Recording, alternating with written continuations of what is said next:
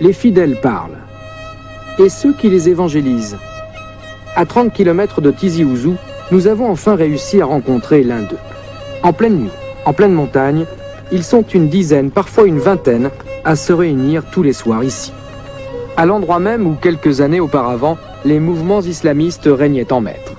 Aujourd'hui, ces anciens maquis servent de lieu de prière à ces nouveaux chrétiens.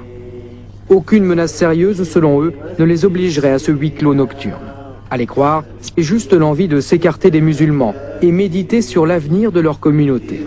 Mais surtout l'absence de lieu de culte qui les pousserait à s'isoler dans les bois.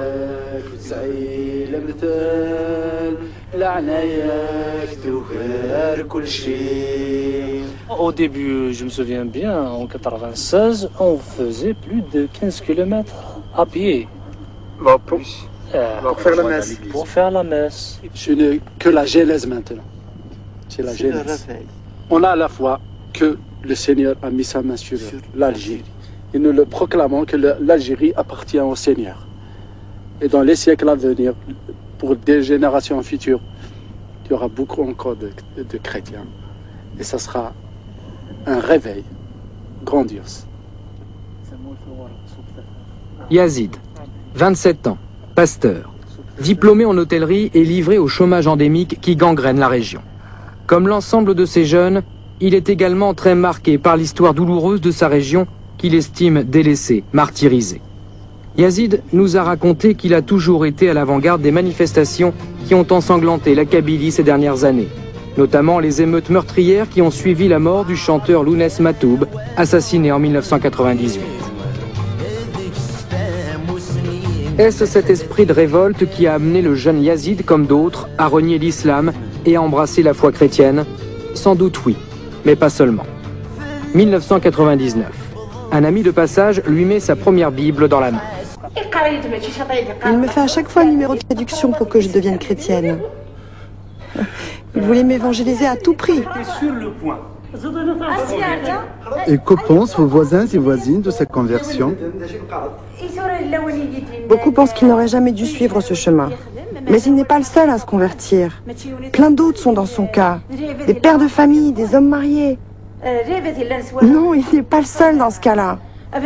Il n'est pas le seul. Le petit écran, une des rares familles chrétiennes qui a finalement accepté de nous rencontrer. Ce qui m'a vraiment attiré surtout, parce que la Bible dit, Dieu il a donné une seule femme à l'homme. Et il lui a dit, tu vas l'aimer. Il dit, toi, femme, soumets-toi à ton mari. Et vous, mari, aimez vos femmes. Alors c'est plus encore. Je vais me soumettre à mon mari, mais je sais qu'il m'aime, donc. S'il m'aime, j'ai tout gagné. Par contre, l'islam, il donne le droit au mari de se remarier jusqu'à 7, je ne sais pas. 4. Non, 4, ils sont limités maintenant à 4, mais j'évangélise. Par exemple, je veux dire la vérité à toute personne. Vous n'hésitez pas à aller voir les gens, non, à expliquer? Non, c'est pas aller voir directement les gens. Et comment vous le faites?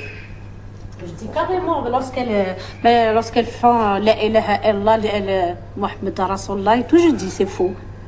Je dis pourquoi? Oui, je le dis. Je le cache pas, je l'ai jamais caché. Je lui dis un seul sauveur, c'est Jésus. Mohamed, il est mort, il est enterré. Il répond pas. Vous évangélisez à tout moment? À tout moment, on parle.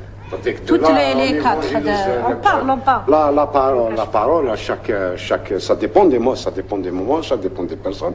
À chaque fois, il y a... C'est pas aller dans la rue comme ça, il faut interpeller les gens. C'est pas interpeller les gens, de dire, toi, viens ici, je vais t'expliquer qui est Mohamed, qui est Jésus plutôt. Non, c'est pas comme ça. Vous profitez de l'occasion. Voilà, on profite de l'occasion. On profite de l'occasion pour parler de Jésus. De fait, nouveaux chrétiens et musulmans semblent se tolérer. Pourtant, la conversion de musulmans au christianisme est vécue comme une véritable offense par les islamistes. Leur indignation est totale et prête à une certaine mobilisation. Dans ce bastion islamiste en Kabylie, il ne s'agit plus uniquement de pousser de nouveaux fidèles à un islam pur et dur, mais de mettre en garde la population contre ce mouvement.